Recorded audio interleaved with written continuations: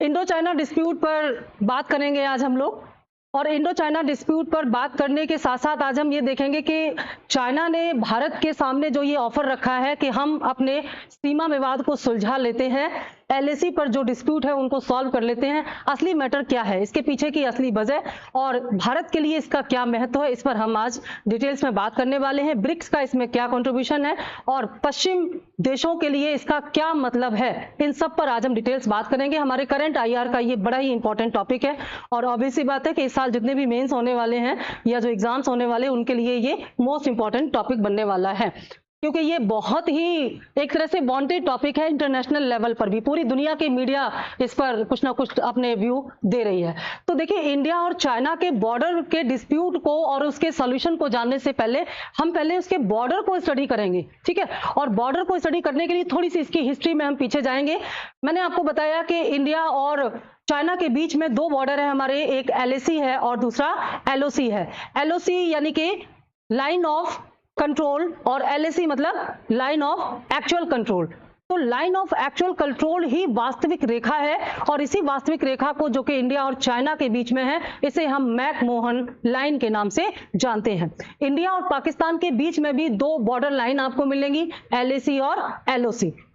वहां भी same, LAC का मतलब क्या है, लाइन ऑफ एक्चुअल कंट्रोल और दूसरा है लाइन ऑफ कंट्रोल। तो जो डिस्प्यूट है इंडिया और पाकिस्तान के बीच का, जो डिस्प्यूट है वो एलओसी पर है और इंडिया और चाइना के बीच का जो करंट डिस्प्यूट है ये एलएसी पर है। ध्यान देना, इंडिया और चाइना के बीच का जो करंट डिस्प्यूट है ये एलओसी पर नहीं है, किस पर है, एलएसी पर, लाइन ऑफ एक्चुअल कंट्रोल, वास्तविक नियंत्रण रेखा। लेकिन जब ये एक्चुअल है तो फिर इस पर डिस्प्यूट क्यों, इसलिए क्योंकि चाइना इसे एक्सेप्ट नहीं करता। चाइना ने लाइन ऑफ एक्चुअल कंट्रोल या मैकमोहन लाइन को स्वीकार नहीं किया है। इसके पीछे का इतिहास जब आप जानेंगे तो समझ पाएंगे कि इतने लंबे समय से ये डिस्प्यूट इंडिया और चाइना के बीच में क्यों चल रहा था। देखिए, एक लंबी सीमा रेखा है भारत और चाइना के बीच में, यहां पर इसको बहुत ही विस्तार से समझाया हुआ है। ये डिस्प्यूटेड बॉर्डर है और यहां पर आप देखेंगे ये डिस्प्यूटेड टेरिटरी है। तो ये जो आप यहां पर देख रहे हैं ये अक्साई चिन्ह है। अक्साई चिन्ह क्या है, controlled by China and claimed by India, यानी कि ये वो एरिया है जिस पर चाइना का कंट्रोल है लेकिन इंडिया इसको क्लेम करता है कि ये इंडिया के देश का हिस्सा है, ये चाइना का हिस्सा नहीं है। इसको हम कंपेयर कर सकते हैं पीओके से, पाक ऑक्युपाई कश्मीर से इसकी हम तुलना कर सकते हैं। यानी कि भारत का वो क्षेत्र जो पाकिस्तान ने जबरदस्ती ऑक्युपाई कर रखा है उसको हम क्या कहते हैं, पीओके, पाक ऑक्युपाई कश्मीर है, वो भी डिस्प्यूटेड है बिटवीन पाकिस्तान एंड इंडिया। और ये क्या है, अक्साई चिन्ह, ये वो क्षेत्र है जिसे चाइना ने जबरन कैप्चर कर रखा है और इंडिया इसको क्लेम्ड करता है, तो ये भी एक डिस्प्यूटेड एरिया है। इसको हम क्या बोलते हैं, ये है हमारी, ये जो ग्रीन है इसको हम कह सकते हैं LOC, between China and India. ये क्या है, line of control. Line of control कब बनती है, जब दो देशों के बीच में युद्ध चल रहा होता है और इस युद्ध में जब समझौता होता है युद्ध को खत्म करने के लिए, उस समय जिस देश की सेनाएं जहां पर हैं उन्हीं को वहीं लेकर के आपस में एक समझौता होता है और एक नई लाइन बना दी जाती है जिसे लाइन ऑफ कंट्रोल कहते हैं, ठीक है। लेकिन वास्तव में जो रेखा इंडिया और चाइना के बीच में है वो ये है, इसे हम कहते हैं मैकमोहन लाइन। देखिए, ये यहां तक है, उसके बाद ये नेपाल की टेरिटरी आ जाएगी, इससे ना इंडिया को कोई मतलब है ना ही चाइना को, और उसके बाद आ जाएगा ये फिर भूटान का बॉर्डर और उसके बाद ये हमारा ईस्टर्न फ्रंट। यानी कि इंडिया और चाइना के बॉर्डर को हम दो पार्ट में डिवाइड करते हैं, वेस्टर्न फ्रंट और ईस्टर्न फ्रंट, ठीक है।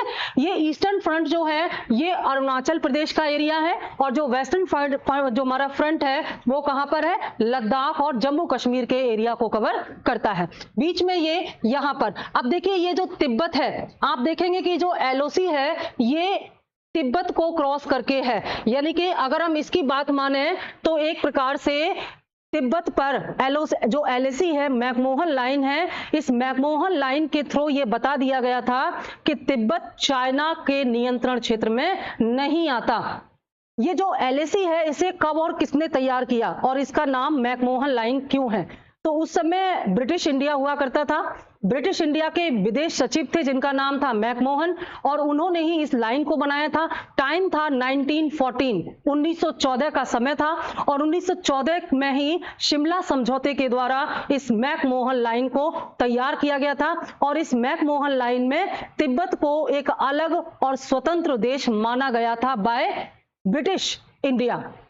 और जब चाइना में एक इंडिपेंडेंट सरकार की स्थापना हुई तो चाइना ने इस बात को मानने से इनकार कर दिया। चाइना यह कहता है कि तिब्बत चाइना का ही हिस्सा है, और क्योंकि ये मैकमोहन लाइन तिब्बत को चाइना का हिस्सा नहीं मानती, इसलिए चाइना भी इस मैकमोहन लाइन को स्वीकार नहीं करता। इसके पीछे वो तर्क ये देता है कि 1914 में जब ये शिमला समझौता हुआ था, मैकमोहन लाइन बनी थी, तब तिब्बत एक स्वायत्त क्षेत्र नहीं था, इसलिए तिब्बत की तरफ से कोई भी रिप्रेजेंटेटिव यहाँ पर ऐसा ऑथराइज्ड रिप्रेजेंटेटिव नहीं था जिसकी बात को स्वीकार किया जाए। इसलिए 1914 की इस मैकमोहन लाइन को चाइना स्वीकार नहीं करता, और बार बार इस मैकमोहन लाइन के बाहर जाकर के भारत के क्षेत्र को ऑक्युपाई करता है, जिसकी वजह से ये विवाद उत्पन्न होता है। देखिए, चाइना के हिसाब से अगर माना जाए तो अरुणाचल प्रदेश का एक बड़ा क्षेत्र वो साउदर्न तिब्बत का पार्ट है। वो कहता है कि अरुणाचल प्रदेश का जो उत्तरी क्षेत्र है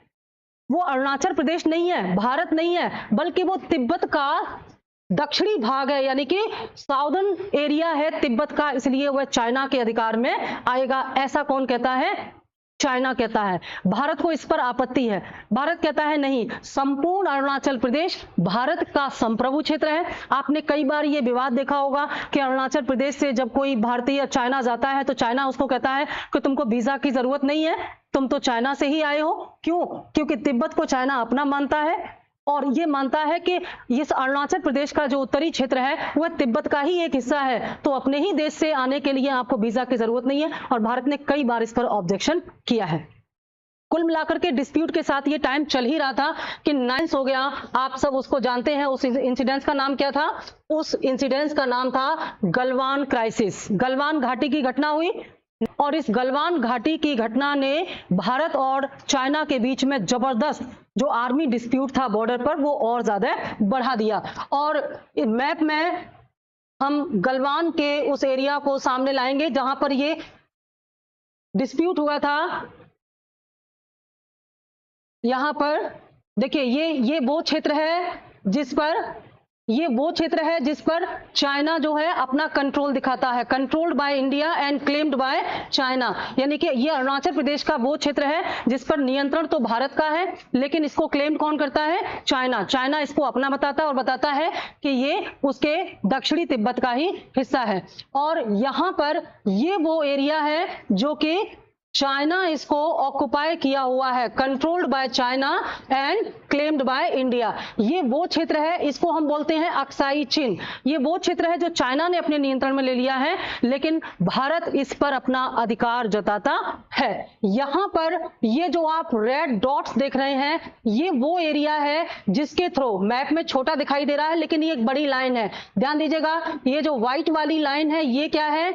ये है मैकमोहन लाइन। लेकिन उसके आगे जो आप रेड डॉट्स देख रहे हैं ये वो क्षेत्र है 2020 में ही चाइना ने क्या किया? यहां पर अपना जबरन अधिकार कर लिया, यहां पर अपने रोड कंस्ट्रक्ट किए, यहां पर अपनी बस्तियां बसाई, जिस पर भारत को आपत्ति हुई। और यहीं पर भारतीय सेना ने जब निरीक्षण किया तो उन्होंने पाया कि चाइना ने मैकमोहन लाइन के बाहर जाकर के इंडिया के एरिया में बहुत सारी सड़कों का निर्माण कर रखा है, बहुत सारा इलीगल कंस्ट्रक्शन कर रखा है। जब उसको लेकर के भारतीय सेना के अधिकारियों ने आपत्ति व्यक्त की तो चाइना के सैनिकों ने उन पर हमला किया, और जबरदस्त तरीके से यहां पर जो वायलेंस हुई उसमें भारत के भी और चाइना के भी कई सारे जवान मारे गए, जिसे हम गलवान इंसिडेंट्स के रूप में जानते हैं। गलवान वैली ये है वो जगह, देखिए ये वो जगह है लद्दाख और चाइना के अक्साई चिन के बॉर्डर पर जहां पर ये इंसिडेंस हुआ था।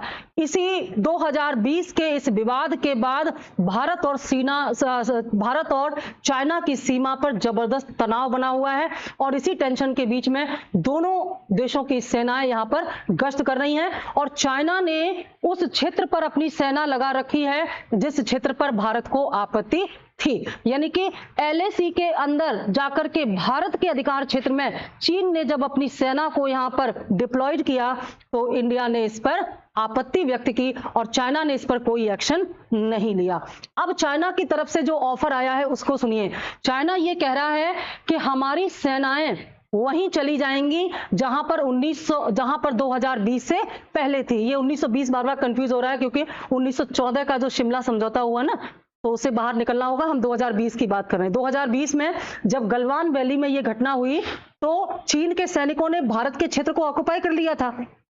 भारत को आपत्ति थी। भारत ने कई बार कहा कि आप अपनी सेनाएं पीछे लेकर के जाइए, चीन माना नहीं। तो पिछले 4 सालों से इसी तरह से दोनों की सेनाएं अपने अपने क्षेत्र में यहां पर है, लेकिन विवाद चल रहा था। तो चाइना की तरफ से जो समझौते की पेशकश की गई है उसके थ्रू अब ये कहा जा रहा है चाइना की ओर से कि जहां पर यानी कि 2020 से पहले चीन की सेनाएं जहां पर थी वहीं पर पीछे चली जाएंगी और भारत का वो एरिया जहां पर चीन की सेनाएं गश्त कर रही थी और भारत को आपत्ति थी एलएसी के उस तरफ, यानी कि ये जो समस्या है ये कहां की है, LAC line of actual control पर भारत को जहां आपत्ति थी उस एरिया को छोड़कर अब चीन की सेनाएं वापस अपनी जगह पर चली जाएंगी। ध्यान दीजिएगा। और वापस जाने का मतलब है कि ये जो एरिया है जो अभी चाइना के अधिकार में था वो अब वापस भारत के पास आ जाएगा। ये बहुत बड़ी बात है। और ये वो एरिया है जहां चाइना ने ना केवल अपने सैनिक लगा दिए थे बल्कि यहां पर उसने अपने निर्माण कार्य भी किए थे, कंस्ट्रक्शन भी कर रहा था। बहुत सारे यहां पर हाईवेज, बहुत सारे यहां पर रेजिडेंशियल एरिया उन्होंने बना रखे थे। यानी कि चाइना की एक लंबी प्लानिंग थी कि बॉर्डर को इस तरह से कनेक्टिविटी कर दी जाए पूरे देश से कि यहां पर फास्ट मूविंग हो सके। युद्ध के दौरान आर्मी जब यहाँ डिप्लॉयड होती है तो उसके लिए रसद वगैरह पहुंचाने के लिए तेज कनेक्टिविटी हो जाए। तो ऑब्वियसली बात है कि भारत की सिक्योरिटी को इससे क्या होगा, थ्रेट होगा। तो इसी बात को लेकर के चाइना ने ये ऑफर रखा है कि अब हम भारत के साथ अपने सीमा विवाद को सुलझाएंगे। और याद रखना इसमें ईस्टर्न फ्रंट को नहीं लिया, ईस्टर्न फ्रंट की कोई बात नहीं हुई है। ये जो समझौता हुआ है चीन के साथ इसमें केवल वेस्टर्न फ्रंट का जो विवाद है उसको सुलझाने की बात हो रही है। ईस्टर्न फ्रंट का विवाद और भी ज्यादा बड़ा है, हो सकता है आगे चलकर इस पर भी बात हो, लेकिन फिलहाल इस एरिया पर समझौते की जो आसार है वो दिखाई दे रहे हैं। और समझौता होने का मतलब है कि इस मैकमोहन लाइन के बॉर्डर पर बिल्कुल अपनी अपनी जगह पर चीन की सेना और भारत की सेना गश्त करेगी। कोई किसी के एरिया को यहां ऑक्युपाई नहीं करेगा और जो हर दिन जो आपस में सैनिकों में झड़प होती थी वो नहीं होगी। ठीक है ना, समझ में आ गया, डिस्प्यूट समझ में आ गया, चाइना की तरफ से समझौते की जो बात की गई है वो समझ में आ गया। आगे बढ़े, अब हम इस पर बात करेंगे कि आखिर इसी समय चाइना को ऐसा क्या जरूरत पड़ी कि उसने इस मैप को ध्यान से समझ लीजिएगा, इससे बॉर्डर और बढ़िया से आपको समझ में आ जाएगा। इन दोनों के बीच का जो एरिया है ये क्या है, ये जितना भी येलो येलो आपको दिखाई दे रहा है ये सब वो जगह है जो चाइना ने जबरदस्ती ऑक्युपाई कर रखी है। ये है अक्साई चीन और ये है वो जो गलवान इंसिडेंट्स के समय ऑक्युपाई कर रखी है। ये जो येलो येलो दिखाई दे रहा है ना ये वो एरिया है, जैसे ये दिखाई दे रहा है, ये है, ये है, ये है, ये वो एरिया है जो गलवान इंसिडेंट्स के समय पर चाइना ने मैकमोहन के क्रॉस करके इंडिया की साइड वाला एरिया जबरन ऑक्युपाई कर रखा है। तो इस पर इंडिया को ऑब्जेक्शन था और इसका मतलब है कि अब दोनों में समझौता होने के बाद ये जो रेड लाइन दिखाई दे रही है मैकमोहन, यहां तक तो चाइना को पीछे जाना पड़ेगा। दिखाई दे रहा है ना, चाइना की आर्मी को यहां पर पीछे जाना पड़ेगा क्योंकि चाइना ने ऑक्युपाई किया, इंडिया ने नहीं किया था। यहां पर जाना पड़ेगा तो इंडिया का ये जो क्षेत्र है, एरिया है, ये क्या हो जाएगा, फ्री हो जाएगा। एक तरह से हमारे फेवर में होगा ये समझौता, ये एग्रीमेंट। मैटर समझ में आ गया यहां तक? अभी इस पर कोई बात नहीं हो रही है, इस पर अभी कोई बात नहीं हो रही है। अब देखिए कुछ पॉइंट यहां पर हम डिस्कस करने वाले हैं जिनसे हम ये जान पाएंगे कि आखिर क्यों चाइना ने इस समझौते का प्रस्ताव रखा और इस समय इंडिया के लिए इसका क्या मतलब है। ये बहुत इंपॉर्टेंट चीज है। असली क्वेश्चन जो आप आंसर राइटिंग करेंगे उसका मैटर यहीं से निकल के आएगा। तो पॉइंट पर अगर हम डिस्कस करें तो हम कह सकते हैं कुछ यहाँ पर सेंटेंस सही नहीं है, जैसे परमानेंट की जगह हम स्टेबल कह सकते हैं क्योंकि इंडिया में डेमोक्रेसी है, यहाँ कोई भी लीडर परमानेंट नहीं होता। यहाँ पर क्या होता है, स्टेबिलिटी होती है। स्टेबल गवर्नमेंट और परमानेंट गवर्नमेंट में डिफरेंस होता है ना। परमानेंट का मतलब क्या है कि हमेशा मोदी ही रहेंगे और स्टेबल का मतलब क्या है कि स्टेबिलिटी रहेगी, जब तक के लिए उनको इलेक्ट किया गया है तब तक वो अपने पद पर बने रहेंगे। तो डेमोक्रेसी में क्या होता है, स्टेबिलिटी होती है। ठीक है, तो यहाँ स्टेबल वर्ड हम यूज करेंगे। तो भारत में मोदी का स्थायी नेतृत्व या स्थिर नेतृत्व, कौन सा वर्ड सही रहेगा, स्थिर। स्थायी नहीं, स्थिर, स्टेबल पोजीशन है। देखिए, जब 2014 में सरकार आई 5 वर्ष के लिए, तो चाइना को कतई ये आभास नहीं था कि 5 साल से आगे भी इनका टेन्योर बढ़ेगा। 5 साल के लिए सरकार आई है तो क्यों लंबे समझौते किए जाएं और क्यों बहुत ज्यादा गंभीरता से इस सरकार को लिया जाए। दोबारा 5 साल के लिए आई तो भारत और चाइना के रिश्तों में थोड़ा सा सुधार आया। भारत और चाइना के रिश्तों में थोड़ा सा सुधार आया। 2019 में आखिरी बार भारत और चाइना के राष्ट्रपति शी जिनपिंग महाबलीपुरम में दक्षिण भारत में मिले थे और उनको बड़ा वेलकम किया गया था। तो वहां से ये लगा था कि भारत और चाइना के जो रिश्ते हैं उनमें अब एक पॉजिटिविटी आएगी, यानी कि एक जो सेकंड टेन्योर था सरकार का उसमें चाइना ने इंडिया को थोड़ा सा इंपॉर्टेंस देना शुरू कर दिया था। हमारी जो डेमोक्रेसी है, जब इसकी मैच्योरिटी हमारे नेबर कंट्री को पता चलती है तो इससे हमारे देश को सम्मान मिलता है। तो इससे इंडिया और चाइना के रिश्तों में थोड़ी सी पॉजिटिविटी आई, लेकिन उसके बाद इंटरनेशनल लेवल पर जो पॉलिटिकल स्टेटस था बहुत तेजी से चेंज हुआ। आखिर चाइना को क्यों जरूरत पड़ी अपने से ये ऑफर करने की भारत के लिए? वो चाइना जो हमेशा इंडिया को अपना कंपटीटर मानता है, चाहे वो इकोनॉमी के सेक्टर में हो, चाहे वो इंटरनेशनल रिलेशंस के सेक्टर में हो, तो क्यों ये ऑफर आया उसकी तरफ से, उसको समझना है हमें।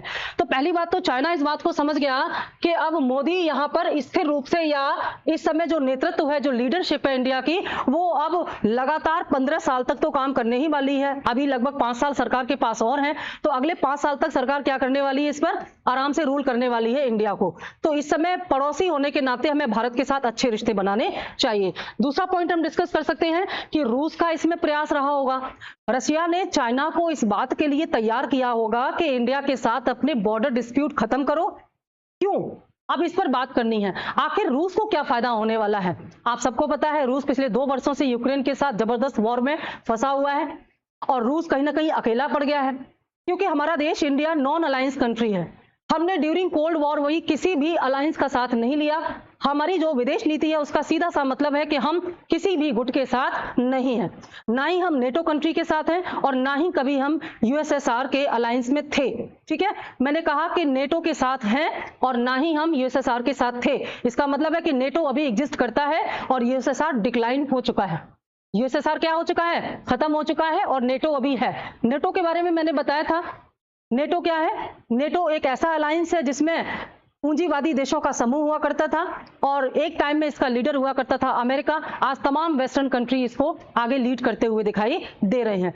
तो ये जो रशिया और यूक्रेन का मैटर है, इसका असली वजह नेटो को लेकर के ही है, क्योंकि यूक्रेन जो कभी यूएसएसआर का पार्ट था, रशिया का फेवर्ड कंट्री था, फ्रेंड कंट्री था, अब वो नेटो में शामिल होने की बात कर रहा है। इसी बात को लेकर के रशिया ने यूक्रेन पर अटैक किया और पिछले 2 साल से ये मुद्दा चला आ रहा है। बहुत नुकसान हो रहा है दोनों देशों में, लेकिन कोई इसका समाधान दिखाई नहीं दे रहा है। आप सबको पता है कि पश्चिमी देश डायरेक्ट, प्रत्यक्ष रूप से यूक्रेन को सपोर्ट कर रहे हैं और यूक्रेन पश्चिमी देशों के सपोर्ट से इतने लंबे टाइम तक वॉर में सरवाइव कर रहा है, अदरवाइज वो टिकने वाला नहीं था रशिया के सामने।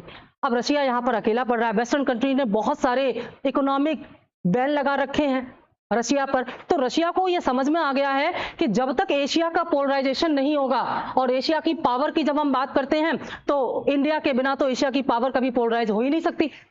दुनिया का सबसे लार्जेस्ट पॉपुलस कंट्री है इंडिया, इसके अलावा एक इमर्ज इकोनॉमी है, एक बड़ा मार्केट है। तो ऐसी कंडीशन में इंडिया के बिना तो कोई भी चीज एशिया में हो ही नहीं सकती ना। तो इंडिया को साथ लिए बिना रूस कभी भी एशिया में अपने आप को पोलराइज या संगठित नहीं कर सकता था। इसीलिए रूस ने चीन को इस बात के लिए मनाया कि वो भारत के साथ अपने बॉर्डर डिस्प्यूट समाप्त करे, जिससे कि रूस, इंडिया और चाइना संगठित रूप से पश्चिमी देशों को ये दिखाएं कि एशिया संगठित हो रहा है। अप्रत्यक्ष रूप से कल आपने मीटिंग में एक सीन देखा, न्यूज में अगर देखा होगा, ब्रिक्स की मीटिंग चल रही है। कहां हो रही है? कजान कहां है? रशिया में। रूस के कजान शहर में ब्रिक्स की मीटिंग हो रही है। ब्रिक्स का भी इसमें बड़ा योगदान है। ब्रिक्स की बात हम करेंगे। ब्रिक्स क्या है? ब्राजील, रशिया, इंडिया, चाइना और साउथ अफ्रीका। ये इतने देशों का एक समूह है जो कब बना था? 2009 में बना था। ठीक है, इसकी हम बात करेंगे कि ब्रिक्स का क्या रोल है।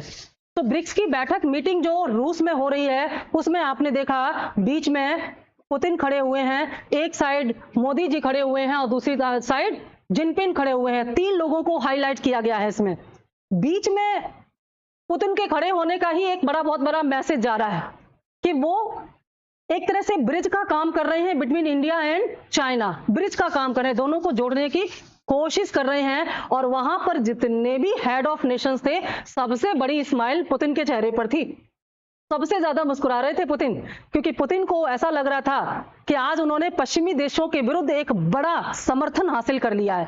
मान लीजिए पश्चिमी देश अगर रूस पर बैन लगा भी देते हैं, इकोनॉमिक बैन लगा भी देते हैं, तो उन्हें एशिया का इतना बड़ा बाजार मिल गया, उन्हें इंडिया का बाजार मिल जाएगा, उन्हें चाइना का बाजार और बाकी एशिया का बाजार मिल जाएगा। तो पश्चिमी देशों के आर्थिक प्रतिबंधों का रूस पर कोई ज्यादा प्रभाव नहीं पड़ेगा। इसके अलावा भले ही इंडिया ओपनली ये कहे कि हम तो नॉन अलायंस कंट्री हैं, लेकिन कहीं ना कहीं इंडिया इस बात का एहसान तो मानेगा ही कि रूस की वजह से इंडिया चाइना के साथ हमारे बॉर्डर डिस्प्यूट सॉल्व हो गए, है ना। वैसे भी हमारा पुराना मित्र रहा है, हम खुल के सबके सामने नहीं कहते, इंटरनेशनल मीडिया के सामने, ठीक है। तो रूस के फेवर में था कि इंडिया और चाइना अपने इन जो आपस में डिस्प्यूट है उनको खत्म करें। तो निश्चित तौर पर रूस ने भी चाइना को इसके लिए मनाया होगा, इसमें कोई दो राय नहीं है, क्योंकि रूस क्या करना चाहता है, पश्चिमी देशों के विरुद्ध एशिया को संगठित करना चाहता है। दूसरी तरफ और क्या पॉइंट इसमें हो सकते हैं, पिछले 2 वर्षों में रूस यूक्रेन संकट में भारत की जो भूमिका है, क्या है भारत की भूमिका।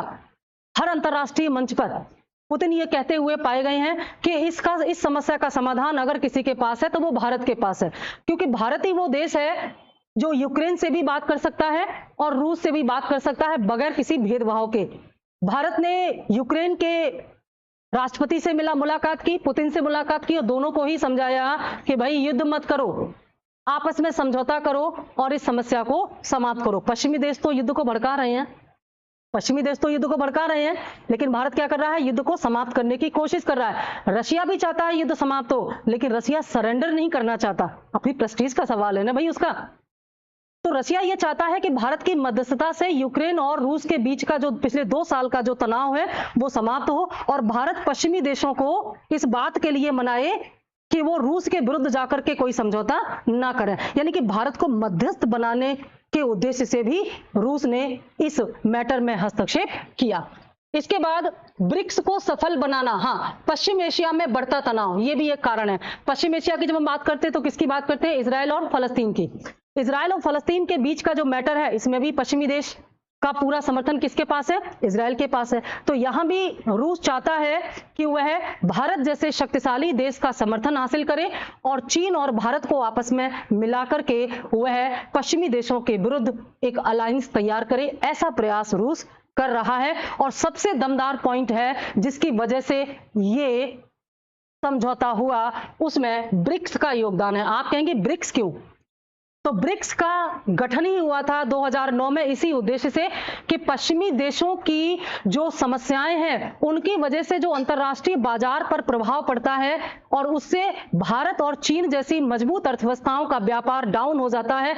तो हम एक ऐसी इकोनॉमी तैयार करें जो भी पश्चिम में होता है, वेस्टर्न कंट्रीज में मान लीजिए इकोनॉमिक फॉल्स हो रहे हैं या कुछ भी हो रहा है, उसका असर एशिया की या भारत और चीन की अर्थव्यवस्था पर ना पड़े। इसके लिए ब्रिक्स बनाया गया था और आज भी यही हो रहा है। देखो, ईरान पर सैंक्शन लगा दिए, ईरान पर बहुत सारे प्रतिबंध लगा दिए, तो भारत और ईरान के बीच का जो ट्रेड है उस पर असर पड़ा कि नहीं। कितना सारा इन्वेस्टमेंट हमारा ईरान में, कितने सारे जो ट्रेड डील, जो ऑयल डील थी जो हमने कर रखी थी ईरान के साथ, उन पर भी बुरा असर पड़ा।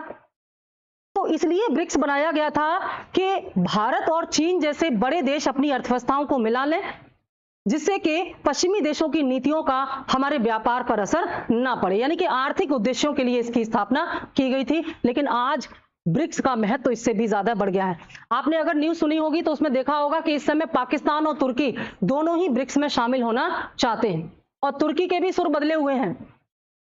तुर्की के जो राष्ट्रपति हैं वो भारत के फेवर में बोलते हुए दिखाई पड़े कल, जबकि इससे पहले उनका सुर हमेशा भारत के विरोध में ही रहता था। क्यों? क्योंकि वो जानते हैं कि ब्रिक्स में इस समय भारत के बिना ब्रिक्स की कल्पना नहीं की जा सकती। अब मान लीजिए इंडिया और चाइना के बीच तनाव बढ़ रहा है और अगर इंडिया ब्रिक्स को छोड़ दे तो ब्रिक्स का कोई मतलब रह जाएगा क्या? नहीं रह जाएगा ना। और ब्रिक्स एक ऐसा देश है, जब जब ब्रिक्स की बैठक होती है, मीटिंग्स होती हैं, पश्चिमी देशों को बड़ी तकलीफ होती है। पश्चिमी देशों को ऐसा लगता है कि ब्रिक्स के माध्यम से एशिया के देश आपस में संगठित हो रहे हैं, इन्हें तो हमारी जरूरत ही नहीं है, ये तो खुद में इतनी बड़ी अर्थव्यवस्थाएं बन जाते हैं जब मिल जाते हैं कि इन्हें वेस्टर्न कंट्रीज की हेल्प की जरूरत ही नहीं पड़ती है। इसलिए अगर ब्रिक्स को बचाना है, ब्रिक्स को सरवाइव करना है और सक्सेस करना है, तो इंडिया और चाइना को साथ में लाना ही पड़ेगा, क्योंकि इन दोनों देशों के डिस्प्यूट के कारण ब्रिक्स का वही हाल होगा जो हाल सार्क का हुआ था। किसकी वजह से? इंडिया और पाकिस्तान के डिस्प्यूट की वजह से। इंडिया पाकिस्तान डिस्प्यूट की वजह से, यूपीएससी से एक क्वेश्चन भी यहां से मेंस में आया हुआ है, इंडिया पाकिस्तान डिस्प्यूट की वजह से सार्क जैसे कितने महत्वपूर्ण संगठन का महत्व हमने खो दिया। कहीं यही हाल ब्रिक्स का ना हो, इसलिए इंडिया और चाइना के बीच का ये जो सीमा विवाद है, इसको सुलझाना बहुत जरूरी होगा, क्योंकि ब्रिक्स जितना मजबूत होगा, पश्चिमी देश एशिया को उतना ही ज्यादा महत्व देंगे। हालांकि ब्रिक्स में ब्राजील भी है। ब्राजील कहां से है? साउदर्न अमेरिकन महाद्वीप से है, दक्षिणी अमेरिकी महाद्वीप से है, लेकिन विकासशील होने की वजह से वो ब्रिक्स में शामिल है। इसमें साउथ अफ्रीका भी है, लेकिन वो भी विकासशील होने की वजह से। लेकिन अगर हम देखें तो सबसे ज्यादा कंट्रीब्यूशन, चाहे वो इकोनॉमी को लेकर के हो, चाहे वो पॉपुलेशन को लेकर के हो, वो किसका है? इंडिया और चाइना का। तो अगर इस संगठन के दो सबसे मजबूत देश ही आपस में लड़ेंगे तो संगठन सफल कैसे होगा? इसलिए ब्रिक्स की बैठक को सफल बनाने के लिए और वेस्टर्न कंट्रीज को एक बड़ा मैसेज देने के लिए जरूरी था कि इंडिया और चाइना के बीच के इस बॉर्डर डिस्प्यूट को इसी समय, यानी कि राइट टाइम, ये परफेक्ट टाइम था, और इसलिए रशिया इसे अपनी बहुत बड़ी विक्ट्री मान रहा है कि हमने पश्चिमी देशों के विरुद्ध एशिया में दो बड़े देशों को संगठित कर लिया है। और चाहे अलग अलग ही सही, लेकिन चाइना भी रशिया के फेवर में है और इंडिया भी रशिया के फेवर में है। तो एक तरह से अलाइनेशन की कोशिश की जा रही है bye Russia through LAC agreement between China and India. इसका मीनिंग समझ में आया, बैकग्राउंड समझ में आया। अब इसका इंडिया के लिए क्या महत्व है, हम इसको दुनिया के परसेप्शन में देख रहे हैं। भारत के लिए सबसे बड़ी बात यह है कि भारत एक मजबूत देश के रूप में निकल के आया है, और भारत शायद इस समय दुनिया का इकलौता ऐसा देश है जिसके एक साथ अमेरिका, रूस और चीन के साथ संबंध बने हुए हैं। समझ रहे हैं इस बात को? दुनिया का इकलौता ऐसा देश है भारत, जो एक साथ अमेरिका के साथ भी अपने रिलेशन कंटिन्यू किए हुए हैं, जो कि पूरे वेस्टर्न वर्ल्ड को रिप्रेजेंट करता है, और उसी समय सेम उसके सबसे बड़े दुश्मन रूस के साथ भी इंडिया के रिलेशन कंटिन्यू है, और चाइना के साथ भी अच्छे रिलेशन हो गए। तो बताइए इंडिया शक्तिशाली है कि नहीं? अंतरराष्ट्रीय राजनीति में भारत का कद क्या हो गया? बढ़ गया। यानी कि किसी भी मुद्दे पर अगर बात करनी होगी तो भारत खुल करके रूस से भी बात कर सकता है, भारत अमेरिका से भी बात कर सकता है, और वो चीन से भी बात कर सकता है। तो दुनिया के 3 सबसे ताकतवर देशों के साथ भारत की जो राजनीतिक कद है वो बराबरी का आ गया है, पैरेलल आ गए हैं। हमारी विदेश नीति में इसको क्या कहा जाता है? हाइफनेशन पॉलिसी या हाइफनेटेड पॉलिसी। पहले क्या था? डीहाइफनेटेड, अब क्या है? हाइफनेटेड। यानी कि अब हम अपने हितों को ध्यान में रख करके बाकी दुनिया के साथ अपने रिलेशंस कंटिन्यू करते हैं। तो इस समय भारत का अंतरराष्ट्रीय राजनीति में जो कद है, जो एक तरह से रुतबा है, वो बराबर आ गया है, क्योंकि दुनिया के 3 सबसे शक्तिशाली देशों के साथ हमारे पॉलिटिकल रिलेशंस बिना किसी डिस्प्यूट के अब कंटिन्यू हम कर पाएंगे। इसके अलावा विश्व राजनीति में भारत का महत्व बढ़ रहा है। चाहे वो इजराइल फलस्तीन का मैटर हो तब भारत से बात की जाती है, चाहे वो यूक्रेन रशिया का मैटर हो तब भी भारत से बात की जाती है। और वर्तमान मैटर को ये बता दिया गया है कि भारत ने बिना युद्ध किए ही इस डिस्प्यूट को सुलझा दिया। आज चाइना, आप ये डिनाई नहीं कर सकते कि एशिया की सबसे बड़ी ताकत बन रहा है चाइना। तो चाइना जैसे शक्तिशाली देश को भी बिना युद्ध किए हमने सरेंडर करने के लिए मजबूर कर दिया, जो अपने से ऑफर लेके आ रहा है कि चलो भाई बैठ करके समस्या का समाधान कर लेते हैं। तो ये भारत की क्या है? भारत का बढ़ता हुआ महत्व तो है। भारत एशिया में एक सुपर पावर बनने की क्षमता रखता है, ये इस बात से समझ में आ गया। इसीलिए चाइना ने बिना युद्ध किए भारत के सामने समझौते का प्रस्ताव रखा, और एशिया में शक्ति संतुलन स्थापित भी हो रहा है इससे, क्योंकि अभी तक एशिया में चाइना अपने आप को एक तरह से सुपर पावर मानता था, लेकिन इस समझौते के द्वारा अब ये क्लियर हो गया है कि अकेले चाइना ही नहीं बल्कि भारत भी दुनिया में दूसरी सुपर पावर बनके निकल रहा है। इससे क्या होगा? इससे पावर बैलेंसिंग होगी, शक्ति संतुलन होगा। और वैसे भी आज की दुनिया ने ये दिखा दिया है कि पावर पोलराइजेशन होना अब पॉसिबल नहीं है, बल्कि क्या होगा, क्या बोलते हैं ऐसे कंट्री को जहां पर शक्ति के बहुत सारे केंद्र होते हैं? मल्टीपोलैरिटी। मल्टीपोलर वर्ल्ड है आज, यानी कि शक्ति के बहुत सारे केंद्र हैं। पहले क्या था? पहले क्या था? बाइपोलैरिटी। बाइपोलैरिटी में क्या था? शक्ति के दो केंद्र थे, एक नेटो कंट्री और दूसरे यूएसएसआर, और इनके बीच के तनाव को कोल्ड वॉर कहा गया। कोल्ड वॉर खत्म हुआ तो क्या हुआ? यूनिपोलैरिटी हो गया। पूरी शक्ति का केंद्र कौन आ गया? सेकेंड वर्ल्ड वॉर के पूरी शक्ति का केंद्र किसके पास चला गया? 1991 के बाद कुछ समय के लिए यूएस के पास। एक बड़ी सुपर पावर था इकोनॉमिकली और पॉलिटिकली, लेकिन आज शक्ति के बहुत सारे केंद्र हैं और सबसे ज्यादा शक्तिलन सबके तभी होता है जब सबके पास पावर होती है, तो पावर बैलेंसिंग बनी रहती है। इसी को बोलते हैं मल्टी पोलैरिटी। तो आज का जो भारत है उसने ये बता दिया है कि हम किसी भी दबाव में अपनी सेना नहीं हटाएंगे। भारत पर दबाव बनाया गया कि भारत यहां से अपनी सेना हटा ले बॉर्डर से, लेकिन भारत ने अपनी सेना नहीं हटाई और बराबर चीन की सेना के साथ इसी बॉर्डर पर भारत टिका रहा। आज भारत के लिए ये विक्ट्री का दिन है कि चाइना की सेना पीछे जाएगी और भारत की सेना वापस अपनी जगह पर वहां पर जाएगी। लेकिन कुछ क्वेश्चन यहां पर छूट जाते हैं कि ईस्टर्न फ्रंट पर क्या होगा। इसके अलावा चाइना ने जो कंस्ट्रक्शन कर रखे हैं इस ऑक्युपाइड एरिया में, उन कंस्ट्रक्शन को क्या चाइना डिस्ट्रॉय करेगा या वो कंटिन्यू करेंगे? कुछ बस्तियां भी बसा रखी हैं चाइना ने यहां पर, उनका क्या होगा? इसको लेकर के भी समझौता होना जरूरी है।